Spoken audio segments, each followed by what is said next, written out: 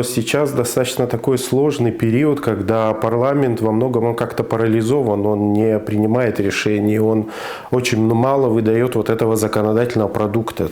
Мне кажется, что самостоятельность может и повысить какую-то экономическую активность в районе, если они смогут самостоятельно привлекать инвестиции. Здравствуйте, в эфире «Чегемская правда». В Абхазии в разгаре выборная кампания. Естественно, мы не могли остаться в стороне от этого процесса и будем, естественно, знакомить вас с кандидатами, которые баллотируются в парламент. И сегодня у нас в гостях кандидат в депутаты в Народное собрание по Схумскому избирательному округу номер 9, Восточному, Саид Гизердава.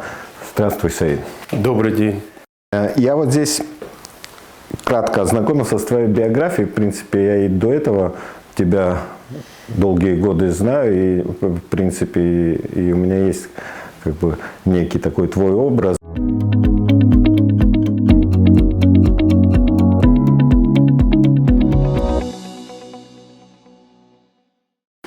Тем не менее, вот у меня возникает вопрос, вот опытный юрист, квалифицированный, востребованный, является главным экспертом аппарата омбудсмена, да, помимо этого там участвуешь член президентской комиссии по реформированию Конституции, член рабочей группы по гражданству, и кроме того еще член рабочей группы по подготовке законопроекта об образовании. Здесь у тебя есть еще автор законопроекта на доступ к информации. Это давно был, кстати, принят в 2009 году. Но вот как бы для меня, вот, когда человек занят такой, очень занятой и востребован, немного странно, да, это в силу того, что хорошо знаешь, хорошо знаком с тем, как люди выбираются в этот парламент, и их мотивацию, и здесь и вдруг решил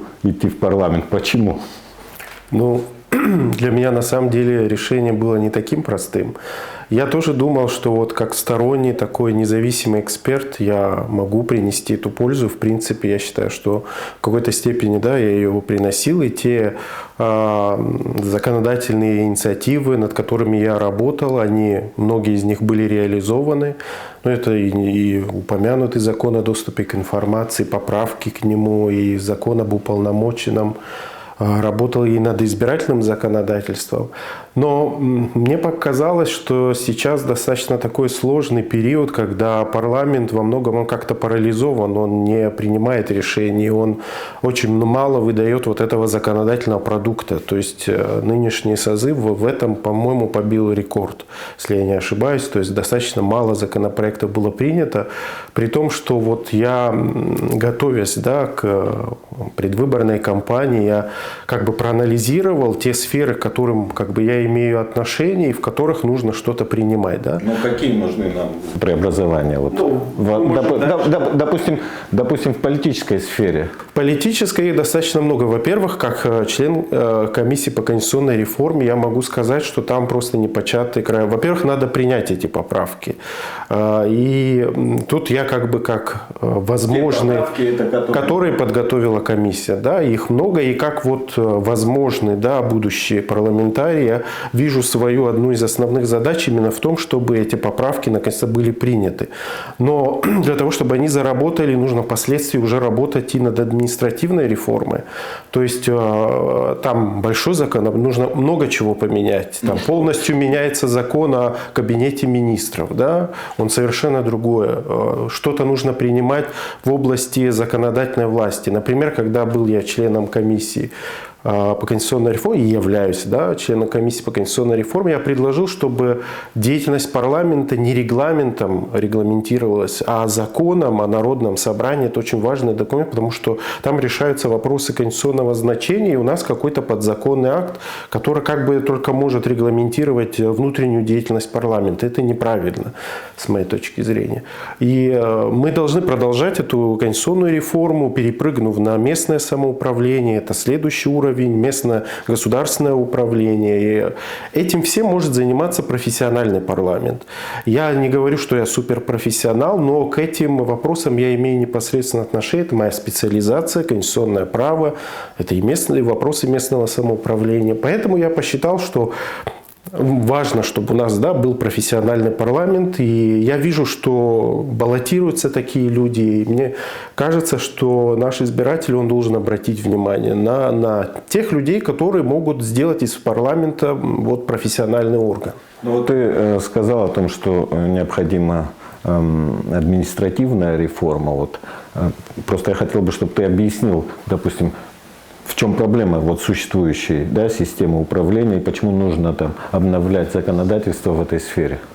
Ну, вообще, комиссия по конституционной реформе, она в основном сосредоточилась на вопросах администрирования, и предложила серьезно изменить конфигурацию исполнительной власти, то есть убрать какие-то должности, сделать президента реальным руководителем исполнительной власти, повысить ответственность министерств. То есть здесь законодательство, понятное дело, должно существенно быть преобразовано. Конституции недостаточно. Конституция – это такой основополагающий документ, в нем невозможно прописать всего.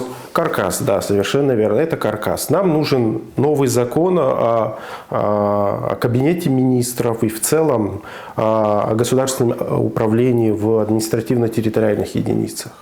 Но вот у нас есть закон о местном самоуправлении, несколько лет назад был принят, там такая поправки, и это преподносилось как некая реформа, но все-таки органы местного самоуправления не заработали. В том представлении, в котором изначально предполагалось. Почему?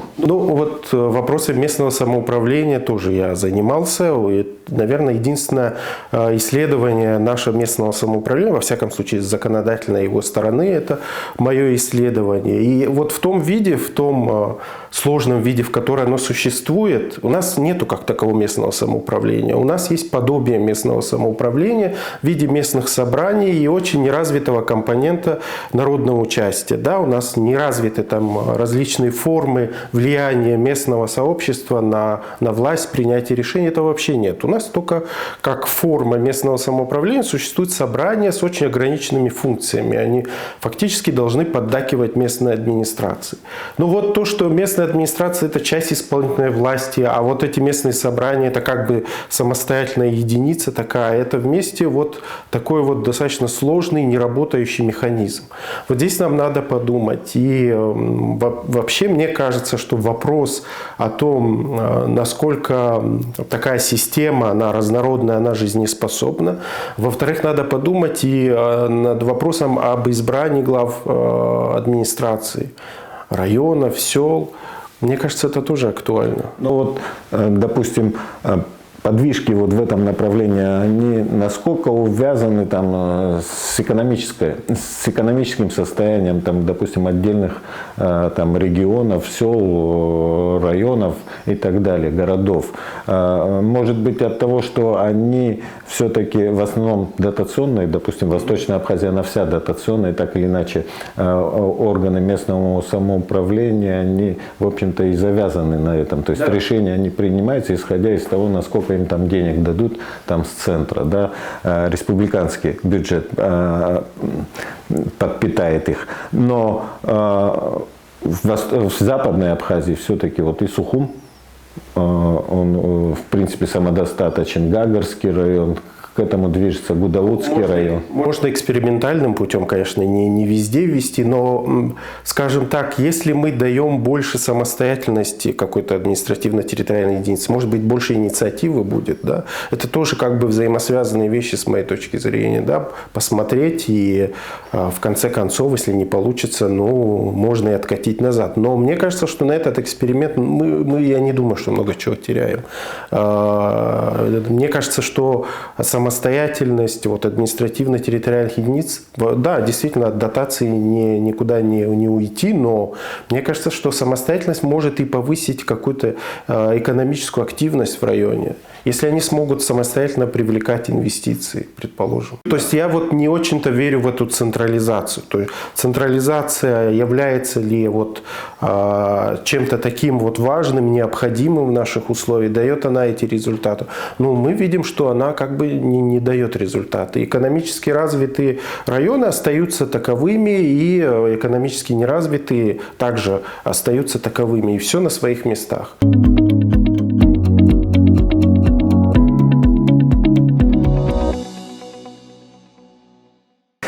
У меня вот какой вопрос. Ты вот долгие годы работаешь, занимаешься правами человека, там общественную приемную юридическую возглавлял, работал вот в этой общественной приемной. Сейчас уже несколько лет ты работаешь в аппарате юристом, в аппарате омбудсмена и так далее. Вот я, конечно же, очень болезненный вопрос, это уже хронический для абхазского общества, это вот все-таки вопрос правопорядка. Что нужно сделать? Что нужно сделать, чтобы, допустим, право было неизбирательным, да, то есть когда вот одни люди там какой-то, может быть, вес влияния имеют, и они могут уходить от этого, а вот обычные люди, их права там нарушаются, да, то есть и они там по полной катушке сидят, да. У нас же еще право же воспринимается как чисто такой уголовный, да, элемент, там украл, выпил, сел и так далее. Но право, оно слишком многогранно, да. Вот как сделать нам, чтобы, в общем-то, и государство как бы в этом отношении изменило свою позицию? Ну, вот сейчас правоохранительная система, она остается достаточно таким репрессивным институтом.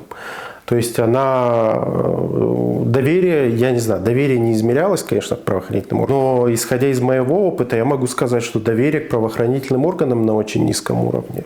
Ну и в силу того, что вот оно такое, да, репрессивное и не служит интересам рядовых граждан.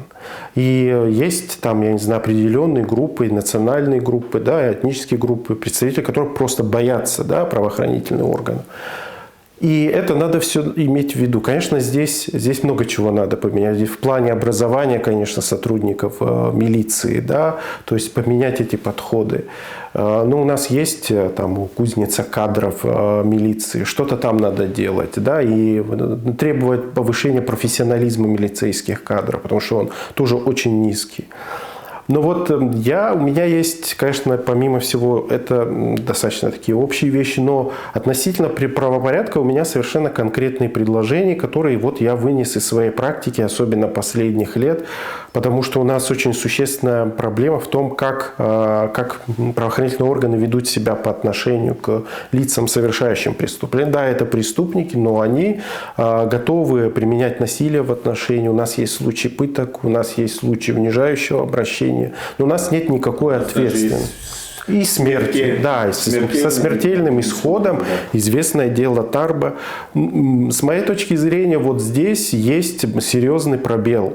У нас нет никакой ответственности. У нас есть ответственность, безусловно, ее очень сложно применить, она очень неконкретная, но как таковой ответственности за пытки, за унижающие человека обращения со стороны правоохранительных органов, еще которые могут быть в дальнейшем последствия иметь для лица, которое совершил, их нет.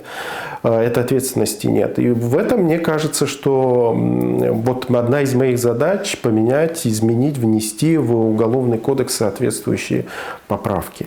И это одно. И я еще как бы занимался вопросами, связанными с преступностью несовершеннолетних. Это вообще отдельная тема, потому что весь прошедший год я просидел на судах с участием несовершеннолетних, которые совершили преступления. И, конечно, тут видно, насколько вот социально неблагополучная среда их как бы подталкивает. Не обязательно они дети из неблагополучных семей, не только. Вообще в целом очень такое вот улица молодежное, да, улица сильное явление, вот это вот криминальные ценности, криминальные понятия, они очень сильно проникают. Но есть, собственно, и тоже дети, которые от безысходности какие-то вещи идут на какие-то преступления. Такие случаи тоже были.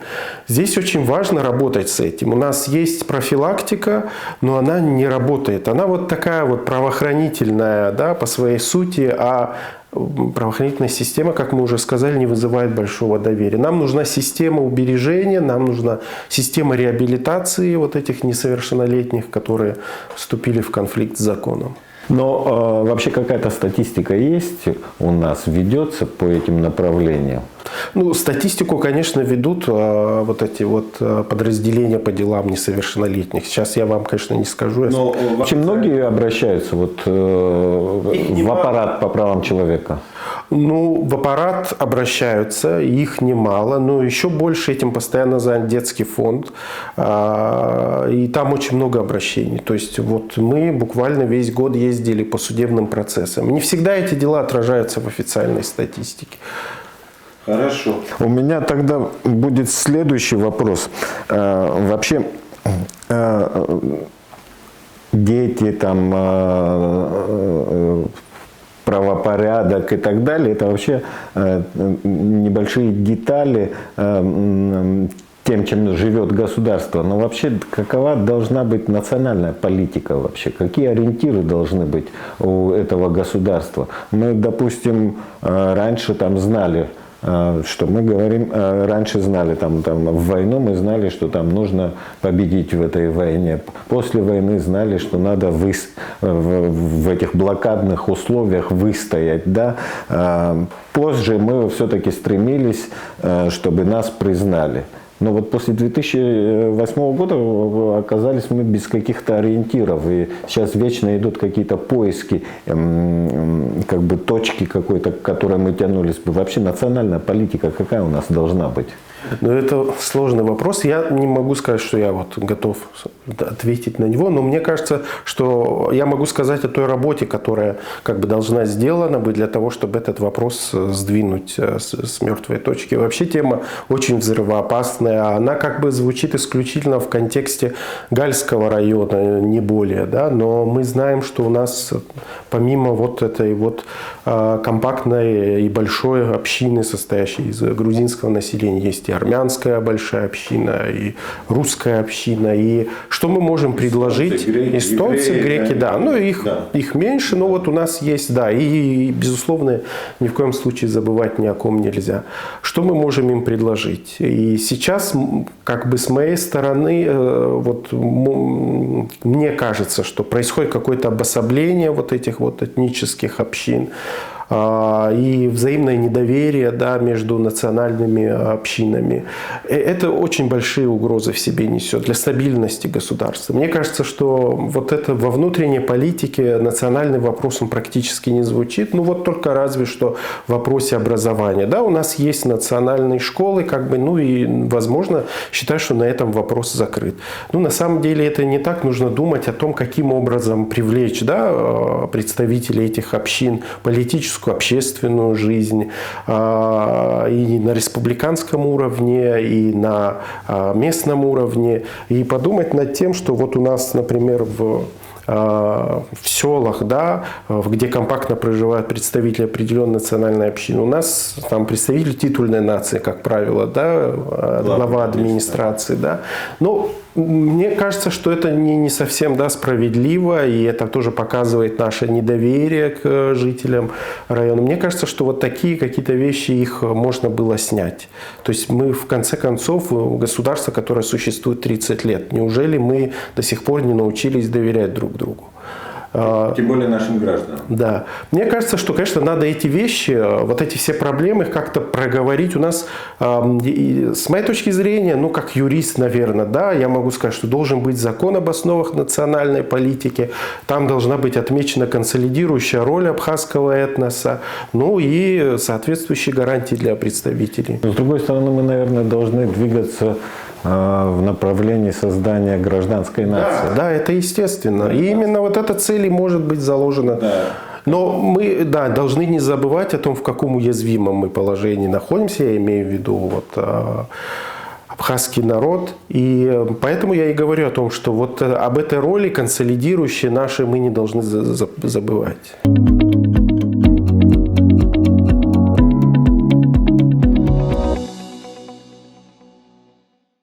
Ты все-таки баллотируешься по... Ну, у тебя такой округ, он половина это все-таки так входит в город, а половина это такой сельские районы. Да? И многие, наверное, люди, которые живут в этом округе, сельчане, они тоже, наверное, все-таки интересуются вообще, какие изменения, да, могут произойти там вот через парламент, вот как-то оживить их жизнь, создать им условия населения, потому что села у нас находятся в достаточно плачевном состоянии, да, и это при том, что в твоем округе села находятся совсем как бы поблизости, да, а там много сел, которые там удаленные, да, и постоянно люди уезжают из сел, да, села пустеют, и вот у тебя есть какие-то вообще взгляды на как вот переломить эту ситуацию? Ну, я не скрою, что это как бы тема, вот, которая в меньшей степени, да, занимался. Но представления какие-то у меня есть. Во-первых, очень важно занятость, да, решить вопрос занятости в селе. И это, конечно, вопросы, связанные с сельским хозяйством отчасти, да, наверное. Но у нас тоже в этом плане очень мало что сделано. Нам нужно законодательство. Опять же, я говорю о том, что нам необходимо законодательство о развитии агропромышленного комплекса, о развитии сельских территорий. И это вот такая вот, да, основа, да, на которой может быть что-то построено и могут быть предложены какие-то инициативы. Кто-то говорит о том, что необходимо, например, законодательство сельскохозяйственной кооперации, потому что ну, вот, крестьянские фермерские хозяйства, они не показывают такой эффективности. Да? И я смотрел данные Минсельхоза, которые говорят о том, что там их вклад, да, в валовый сельскохозяйственный продукт Абхазии, крестьянские сельские хозяйства, менее 1%. То есть эта форма хозяйствования, она как-то показывает свою неэффективность. Но с другой стороны... Ну, возможно, и пробелы статистики. Да. Но я не думаю, что вот настолько они существенные. Да? Но надо подумать над формами хозяйства. Надо делать так, чтобы люди не бежали из села. И, конечно, надо поддерживать центры жизни села, это школы развивать, потому что, скажем, школы, они в достаточно плачевном состоянии находятся. Медицина в плачевном состоянии находится в селах. И вот это, кстати, вопрос медицины очень мне близкий, потому что вот на протяжении вот 1,5 лет я руковожу такой небольшой мобильной группой специалистов, среди которых есть и медик, есть и юрист. И мы исследовали состояние фельдшерско-акушерских пунктов как раз в 2 районах, в Сухумском районе и в Гулерипческом районе. Там разная ситуация, но в некоторых местах она просто чудовищная. В некоторых местах просто есть хорошо оборудованное, относительно хорошо оборудованное здание, но нет медикаментов, например. И вся эта помощь, она как бы получена тоже от международных организаций. И люди, мы не просто осматривали, да, вот эти вот фельдшерские пункты, мы еще опросили людей, получают ли они вот эти услуги. Вот, кстати, люди сказали, что вот с этим очень большая проблема. Да? То есть вот этот вот компонент, да, жизни, да, в селе, он на таком и очень сильно понижает вот уровень жизни. В селе это просто люди выживать вынуждены, да, вот в таких условиях. У меня там вот в селах, там, допустим, Гудаутского района, да, в отдаленных, то есть за любой какой-то небольшой медицинской помощью, которую там может оказать обычная медсестра, да, приходится ехать там в Гудауту, да, специально, да, просто даже укол поставить, там капельницу поставить, то есть это вот огромные проблемы с этим связаны, и здесь нужны, наверное, может быть, пробелы в законодательстве, которые как-то обязывали бы правительство этим. Да, мы это все постараемся проанализировать, и уже вне зависимости от того, там, от этой кампании, да, избирательной, мы результаты эти представим, мы постараемся как-то это продвигать. А вообще, помимо этого, вот у тебя там в программе вот помимо этих медицинской помощи там, жителям села, вообще На чем у тебя акцент делается в программе в социальной сфере? Есть какие-то другие вещи, где ты видишь перспективу? Да, социальная сфера, конечно, тоже. Все сферы пересекаются. Социальная сфера, она, конечно, тяжелейшая. И у нас вот эти цифры, которые есть, да, которые дает нам официальная статистика, они, конечно, просто удручают. Ну, во-первых, и уровень безработицы высочайший. Хотя мы не знаем на самом деле вот структуру, да, безработного населения. То есть там более 70% трудоспособное население у нас безработное официально. Хотя, наверное, среди них есть и самозанятые, но все равно это большая цифра. Вот. И мы совершенно не знаем вот, о том, какой уровень бедности, да, в республике. В 2015 году какое-то небольшое было исследование проведено ЦСИ, небольшая выборка, и из этой выборки более 30% людей назвали себя бедными, отнесли себя к категории. Да, ну, ситуация, я думаю, что из-за пандемии она, наверное, ухудшилась. И проблема в том, что мы фактически не знаем, да, о том, какой уровень жизни, да, у населения, и должен существовать, с моей точки зрения, это обязательно должно быть прописано, должен существовать мониторинг уровня доходов населения. Это обязательная вещь. На нем должна строиться социальная политика. И, честно говоря, я не знаю, как без этих цифр, без точной информации она строится. Да? Только это не просто распределение пенсий, социальных выплат. А с этим тоже большая проблема, потому что у нас достаточно большое количество людей, которые не получают социальные выплаты из России. Да? Это с каждым годом сокращаться будет? Нет, оно не сокращается. Это количество людей, которые претендуют, да. Сокращаться, соответственно, будет расти количество людей, которые не получают. Соответственно, нагрузка растет. Но здесь, опять же, это проблема, которая увязана очень жестко с финансовой политикой государства, с поступлением налоговых платежей. И здесь мы надо перескочить на вопросы финансовой политики, вопросы коррупции тоже. Потому что неуплата налогов, она не только, знаете, такой характер имеет, что вот это вот преступление налоговое и все. Не только, потому что таким образом налогоплательщик показывает свое недоверие государству. Он не верит в то, что государство может правильно, справедливо распорядиться вот этими деньгами в виде налогов, которые он выплачивает. Поэтому он находит всякие разные пути уклонения. И даже по каким-то моим обычным наблюдениям, это повсеместно, это везде распространено. Мы прекрасно знаем, как мы расплачиваемся за товар. Вот. И в этом проблема. Да? Мы не можем найти собственные средства на то, чтобы поднять наши вот эти социальные выплаты пенсии до прожиточного минимума.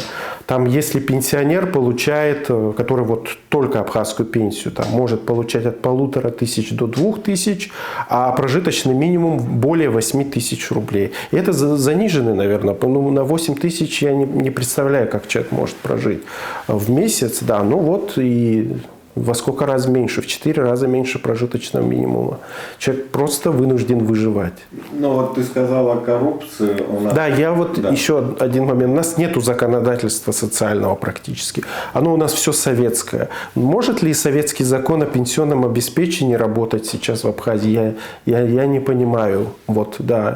Это у нас проблема. С другой стороны, я думаю, в ближайшие годы это действительно станет социальная сфера очень болезненной в силу того, что люди, которые могли бы получать российскую пенсию, то есть сейчас люди, которые выходят на пенсию, они фактически не могут претендовать на российскую пенсию в силу того, что они не вписываются, в эти рамки не вписываются, то есть нет у них необходимого стажа работы там в советское время, и естественно эти люди должны на что-то жить, да, худо-бедно там на 10 тысяч как-то там еще там какие-то, может быть, приработки были, да, у людей, которые получают пенсию, они как-то еще могли прожить. А когда сейчас уже эта вся нагрузка ляжет на абхазский бюджет, и когда люди будут получать там 500 рублей или там 2500 да, рублей, как для людей, которые там не имеют возможности получать российскую пенсию, то это во много раз меньше там прожиточного минимума. И это тоже станет огромной социальной проблемой. Да? И в этом плане, мне кажется, у парламента и вместе с правительством, да, огромный там фронт работы. С другой стороны, я бы хотел бы все-таки коснуться коснуться коррупции, да, борьбы с коррупцией. Вот насколько вообще у нас было там пару лет назад приняты да, поправки антикоррупционного законодательства, но насколько это законодательство оно требует совершенствования, насколько нужны еще новые какие-то пункты, которые бы могли все-таки как-то обуздать или хотя бы заметно уменьшить, да, этот процесс коррупционный. Ну, я могу сказать, что вот тот закон о борьбе с коррупцией, который у нас есть, он был принят в таком вот усеченном виде. В нем не было вот того важного компонента декларирования дохода, который появился только сейчас. И сейчас вот относительно новым законом о декларировании тоже много проблем. То есть вот ко мне обратились с советом, как быть в той ситуации, что вот человек не представил декларацию, его тут же надо увольнять, насколько это законно. То есть Трудовой кодекс у нас не предусматривает такой возможности взять, просто уволить. То есть этот закон не действует сейчас. Любой человек может оспорить и выиграть в суде. То есть вот такой слишком жесткий, с каким-то перегибом написанный закон, он не будет работать. Тут очень много вопросов специальных, и вот в свое время я занимался вопросом антикоррупционной экспертизы законов. Это тоже очень важно, это тоже должно быть прописано, и эта экспертиза должна проводиться, но она не проводится. У нас и тендеры все, вроде бы тендеры у нас на конкурсной основе проводят, но выигрывают как бы, в общем-то, компании, которые заранее как бы известны, да, и потом мы это качество видим, да, там, я не знаю, там, те компании, которые некачественно сдают там свои, там, по той же инвестпрограмме, там, дороги, водопроводы и так далее, то есть мы на себе это ощущаем и так далее. Но вот все-таки эта система, она, мне кажется, она не отшлифована. Есть какие-то вещи все-таки зафиксированы в законодательстве. Но, наверное... Она не будет сама по себе работать. Да. Себя, ну, это надо коррупционеру самого себя высечь. Да, это вряд ли это получится. Да, у нас и необходим орган, надзорный орган. У нас как-то частично эти функции выполняет Генеральная прокуратура, но я что-то не вижу, чтобы она как-то светилась и работа была видна в этом направлении. Поэтому без какого-то такого органа, который бы целенаправленно занимался антикоррупционной политикой, мне кажется, эта система не заработает.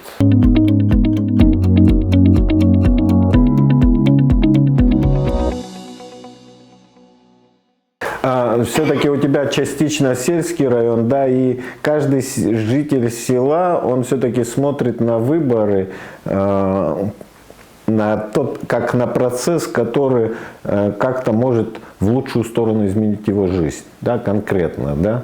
И вот для него какие все-таки приоритеты у этого сельского жителя? Ну, у сельского жителя приоритеты довольно простые. Он должен получать какой-то доход от того приусадебного хозяйства, которое он имеет.